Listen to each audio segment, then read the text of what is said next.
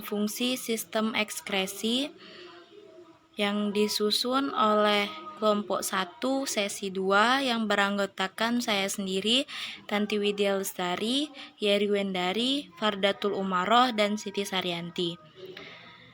Di sini saya sebagai perwakilan dari kelompok 1 sesi 2 akan menerangkan materi struktur dan fungsi sistem ekskresi.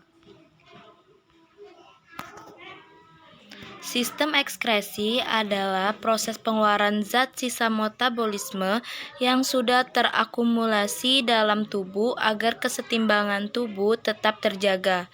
Sistem ekskresi merupakan hal yang pokok dalam homeostasis karena sistem ekskresi tersebut membuang limbah metabolisme dan merespon terhadap ketidakseimbangan cairan tubuh dengan cara mengekskresikan ion-ion tertentu sesuai kebutuhan.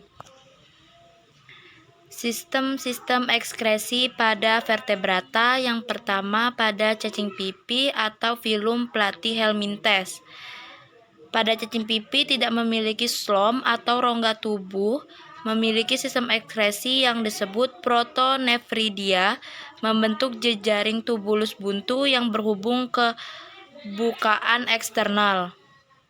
Yang kedua yaitu cacing tanah atau Annelida, memiliki metanefridia, organ-organ ekskresi yang membentuk secara internal ke xelom. Setiap segmen cacing memiliki sepasang metanefridia yang terendam dalam cairan xelom dan terbungkus oleh jejaring kapiler. Yang ketiga yaitu serangga dan arthropoda, memiliki organ-organ yang disebut tubulus Malpighi yang membuang zat buangan bernitrogen dan juga berfungsi dalam osmoregulasi.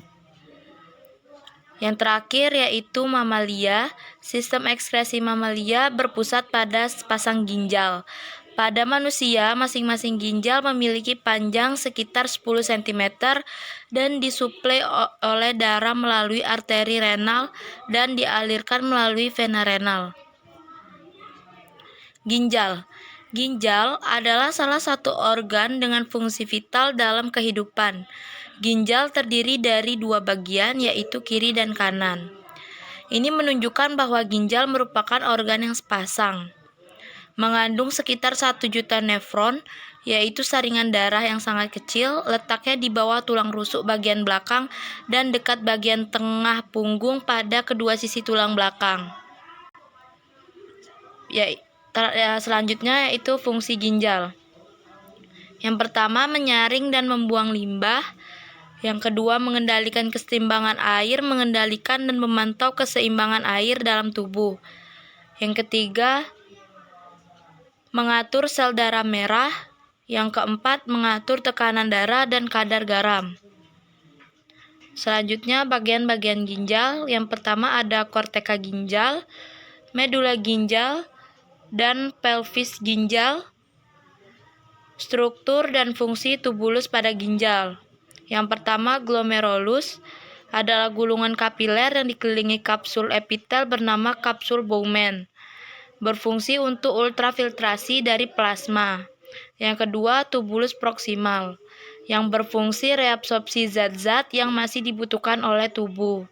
Contohnya seperti asam amino. Yang ketiga, lengkung Henle, yaitu saluran yang berbentuk U, yaitu merupakan perpanjangan dari tubulus proksimal. Fungsinya mengendapkan garam di interstitium. Yang keempat, tubulus distal berfungsi mensekresi kation hidronium dan amonium untuk mengatur pH urin. Saluran ini akan menghasilkan urin yang kita kenal. Yang terakhir yaitu ductus collectivus, berfungsi mengumpulkan urin untuk dibawa ke pelvis renalis. Fungsi dari pelvis renalis adalah mengalirkan urin dari ginjal menuju kantung kemih sebelum dikeluarkan. Ureter dan uretra. Ureter adalah organ sistem kemih yang berdiri dari dua tabung tebal. Salah satu perbedaan yang terlihat antara ureter dan uretra adalah fungsinya. Kedua tabung ureter berfungsi mengangkut urin dari ginjal menuju kantung kemih. Masing-masing memiliki panjang sekitar 25-30 cm dengan diameter 3-4 mm. Uretra. Uretra adalah saluran yang berperan penting dalam mengeluarkan urin. Perbedaan antara ureter dan uretra pun terletak pada cara kerja dan jumlah tabung yang dimiliki. Pada saat urin mencapai uretra, otak akan memberi sinyal pada otot kandung kemih untuk mengencang. Perbedaan bentuk uretra wanita dan pria. Panjang uretra pada wanita jauh lebih pendek daripada pria, yaitu sekitar 4 cm. Hal ini terjadi karena adanya pembedaan anatomi kelamin wanita dan pria pada daerah tersebut. Pria, sementara itu ukuran uretra pria jauh lebih panjang, yakni sekitar 20 cm, karena harus melintasi panjangnya organ penis. Fungsinya pun tak cuma mengeluarkan urin, tapi juga saluran air mani selama ejakulasi saat berhubungan seksual. Terima kasih, itulah tadi materi yang dapat saya sampaikan. Lebih dan kurangnya mohon maaf.